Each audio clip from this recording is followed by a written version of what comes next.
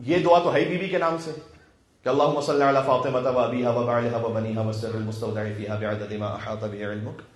پروردگار تو درود و سلام بھیج بی بی فاطمہ سلام اللہ علیہ پر، ان کے بابا پر، ان کے شوہر پر، ان کی اولاد پر، اور اس راز پر جو تو نے فاطمہ میں رکھا، امام زمان علیہ السلام پر.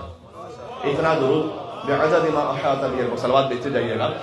بعدد ما احاط بہ علمک، پروردگار تو اتنی مرتبہ درود بھیج کہ جس کا احاطہ تیری ذات کے علاوہ کوئی نہیں کر سکتا.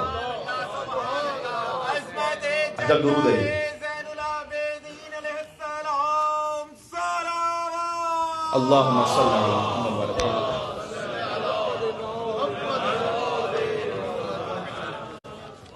آیت اللہ مرشی نجفی ایک خاص حوالے سے اس درود کو پڑھا کرتے تھے نماز کے قنوت میں. تھوڑی سی اس کی فارمیشن چینج ہو جائے گی، میں کہہ رہا ہوں، بات آگے تک جا رہی ہے، پھر بعد میں آپ اسے سن لیجئے گا.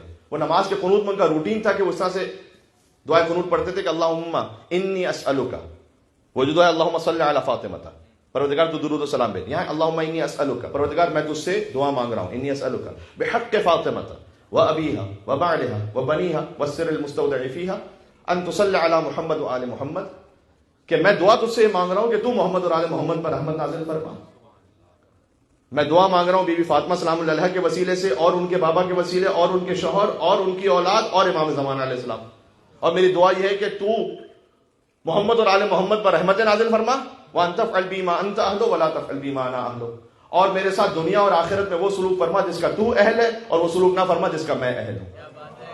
آپ نماز کے قنوت میں اس دعا کو پڑھ کے دیکھیے اور اپنی زندگی میں اثر دیکھیے گا اس کا.